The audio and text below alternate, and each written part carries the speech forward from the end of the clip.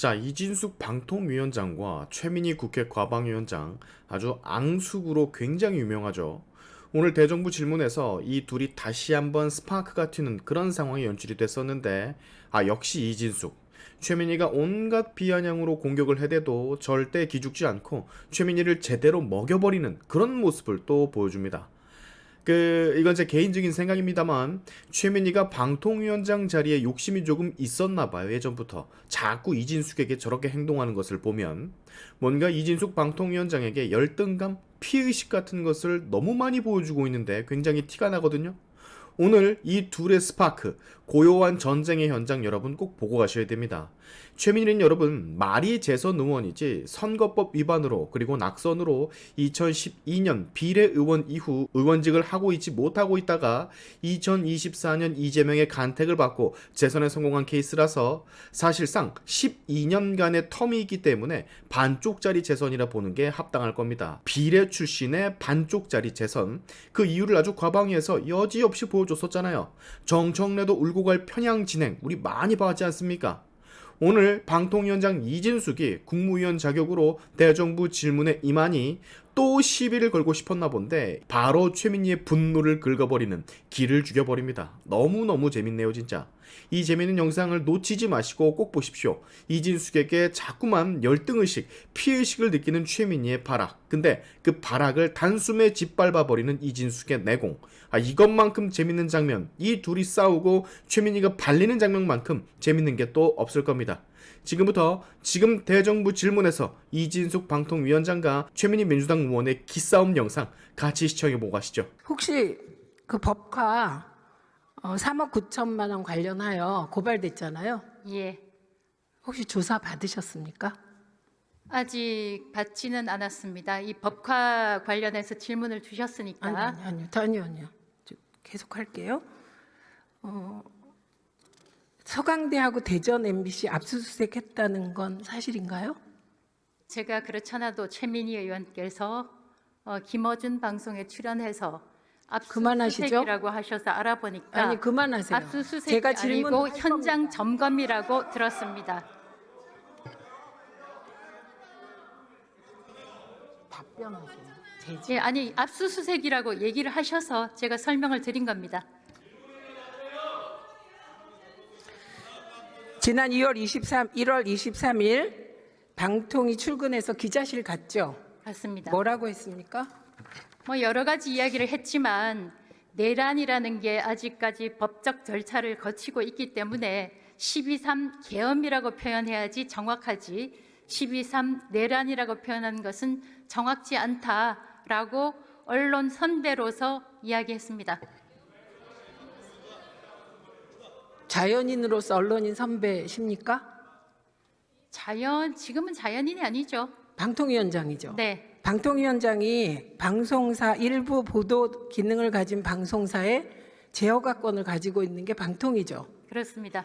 예, 그런데 그런 얘기하면 그게 어떻게 선배가 한 말로 들립니까? 그 정도 분간이 안 되나요? 저는 그 정도 분간을 충분히 하고 있다고 생각하고 일부에서 보도 가이드라인이다 이런 식으로 표현을 하는데 21세기 대한민국에서 보도 지침이라는 것은 얼토당토하지도 않고 현명한 기자들이 가이드라인이라고 받아들이지 않는다고 생각합니다. 본인은 보도 지침 내리고 갑질한 건데 요즘은 기자들이 현명해서 그걸 그냥 걷어찬 거죠. 이게 실상입니다. 그러면 서부지법 폭동 사태는 폭동이라고 쓰면 안 되나요? 저는 그 부분에서는 제가 언급한 바 없습니다. 아니 물어보는 거예요. 예, 폭동이라고 보도가 되고 있는 걸로 보고 있습니다. 그건 괜찮아요? 제가 괜찮다 말다 평가할 위치에 있지 않고 마찬가지로 내란에 대해서도 이것은 내란이다 아니다 언론에서 평가할 위치에 있지 않습니다. 언론사에서 그렇게 보도를 하고 있고 저는 그 수긍하고 있습니다. 그러니까 앞뒤말이 안 맞고 있고요. 자, 7월 31일로 한번 가봅시다. 예, 당일 몇 시에 출근하셨습니까? 제 기억에 9시에서 9시 30분, 오전 9시에서 9시 30분 사이로 기억하고 있습니다. 예, 취임식은 몇 시였죠?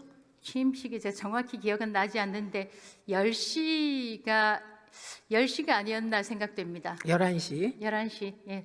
점심 먹고 안건 보고 언제 받았습니까? 이 타임라인을 정확히 알아야 되는데 거의 오전에 저희가 김태규 부위원장하고 김태규 당시의 상임위원하고 논의를 했었고 안건과 관련해서는 저희 두 상임위원이 논의한 끝에 담당자한테 제가 얘기를 해줬는데 정확한 시간은 기억을 못하겠습니다. 오후 1시입니다. 벌써 2번 틀렸어요. 전체 회의 공지는 몇 시에 했죠? 오후 4시경으로 기억합니다. 회의 시작 시간은 5시 맞습니까? 예. 회의 끝난 시간 기억하세요? 7시 여간으로 기억하는데 7시에서 아마 7시 반 사이 정도. 6시 45분에 네, 끝났습니다. 7시 여간. 예. 그 공영방송 이사 후보자가 몇 명이었어요? 후보자가 제 기억에 82명으로 기억합니다. 네, 이들이 낸 서류 몇 페이지였나요? 그게 상당히 많았는데 결격 사유도 있었고 지원서도 있었고 1600페이지 정도? 예, 기억합니다. 이사 선임 안건이 1시간 정도 만에 처리됐더라고요. 1시간 좀 넘었습니다만. 예. 나머진 투표하는 거고. 네. 그러면 한 명당 몇 분인가요? 뭐 계산해 보지는 않았습니다. 그냥 초스피드로. 저희가 만약에 국회에서 아까 우원식 의장도 그런 말씀을 해주셨고 박성준 수석도 그런 말씀을 해주셨지만 이 국회에서 저희 방송통신위원회 상임위원 3명을 국회가 가진 권한과 의무에 따라서 추천을 해주셨더라면 상당히 많은 시간 논의가 필요했을 겁니다. 근데 저희는 김태규 위원 1명이었고 상당히 논의하기가 쉬웠습니다. 네, 그래서 잠시만요. 논의 없이 투표로 뽑았습니다. 그래서 이게 법 위반이라는 거였지요. 저희가 간담회를 통해서도 충분히 논의를 할 수 있습니다. 근데 취임 당일 이렇게까지 MBC, KBS 이사 선임 밀어붙인 이유가 뭡니까? 제 전임 위원장이었던 김홍일 위원장 때 이미 공영방송 이사 선임과 관련한 계획이 의결이 됐었고 행정 절차로 결격 사유나 이런 절차가 진행이 되어 있었습니다. 그리고 아시다시피 제가 7월 31일에 임명이 됐고 8월 12일에는 MBC 방송문화진흥회 이사가 임기 만료, 8월 31일에는 KBS 이사회 예, 거기까지. 임기가 만료가 거기까지. 돼서 저희는 마땅히 할 일을 했습니다. 그런데 임기 만료 전까지 이사 선임을 못하면 방문진이 정지됩니까?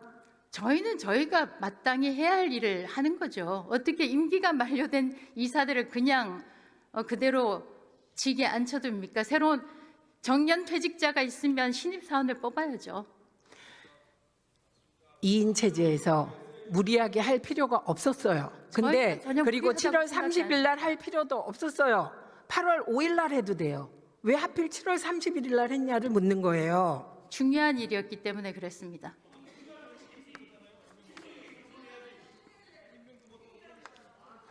그러니까 법원에서 이런 식으로 일 처리를 하니까 행정법원에서 가처분 소송 받아들여지고 판판이 지고 있는 겁니다. 어제 KBS 이사 관련해서는 해임 무효 소송에서 저희 2인이 내린 처분이 합법하다고 판결이 났습니다.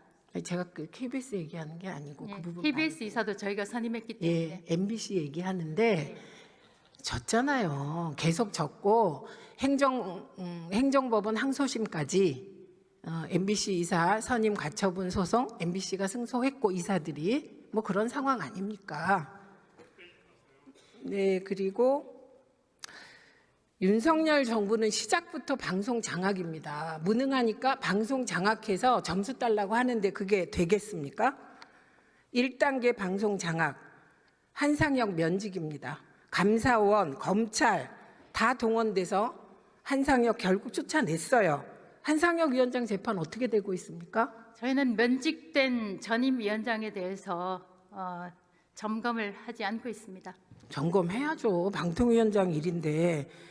검찰이 물증을 제시 못했고 증인을 66명이나 신청했는데 증인 신문도 잘 안 되고 있습니다. 처음에 점수 조작이라더니 이제는 점수 수정으로 바꿨다고 해요. 뿐만 아닙니다. 2단계 방송 장악 PPT 한번 보시죠. 남영진, 김희철, 권태선, 김기중, 정현주, 김유진 이렇게 다 해임시켰어요. 그런데 재판에서 다 이기고 있습니다. 심지어 김유진 방심위원은 해임됐다가 돌아왔습니다. 들어가시고요. 7월 31일 임명되자마자 졸속적으로 MBC 박문진 이사를 선임한 건 방송 장악하기 위해서였습니다. KBS 사장 바꾸려고 한 것입니다. 바이든 날리면 사태부터 MBC가 비판 언론이라 이 정권의 눈에 가시였습니다. 그런데 실패했습니다. 실패할 수밖에 없었겠죠.